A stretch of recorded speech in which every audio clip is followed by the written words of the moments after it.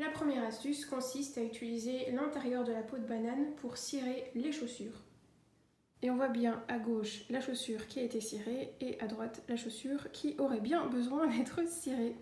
Pour la deuxième astuce, on va préparer de l'engrais pour nos plantes. Pour ce faire, je vais avoir besoin d'un bocal et d'eau du robinet. L'eau ainsi obtenue est un très bon engrais très riche que je vais pouvoir donner à mes plantes pour leur donner un petit coup de peps. Voici ce qui reste après avoir fait par exemple un bon guacamole, le noyau et la peau.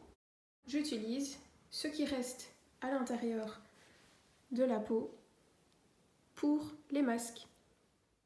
C'est pas très joli, mais après ça, la peau est vraiment toute douce. Je reprends mon noyau d'avocat quelques jours plus tard. Il a bien séché, la peau s'est déjà craquelée. Donc on va enlever cette petite peau. Alors si comme moi ici, vous n'arrivez pas à enlever toute la peau, c'est pas grave. Ce qui compte, c'est de libérer la petite fente ici au centre du noyau, puisque c'est de là que va partir la petite germe. Donc le but, c'est que les cure-dents maintiennent le noyau d'avocat à la surface du bocal. Si on regarde bien à l'intérieur de la fente, on commence à voir que quelque chose est en train de germer. D'ici quelques semaines, j'aurai des racines et je pourrai le replanter.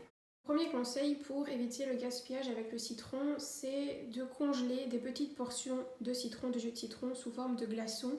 Comme ça, on peut uniquement prélever ce dont on aura besoin, par exemple pour notre fameux guacamole ou pour une autre recette, et pas ainsi se retrouver parfois à couper un citron qui va pourrir dans un coin du frigo et qu'on n'aura pas utilisé dans son entièreté. Première chose que je peux faire avec ces demi-citrons, c'est d'en laisser un dans le bac à couvert du lave-vaisselle pour éviter les traces blanches sur le verre, pour limiter le calcaire. Avec notre demi-citron, on va aussi pouvoir nettoyer tout ce qui est en aluminium, surface inox de la cuisine.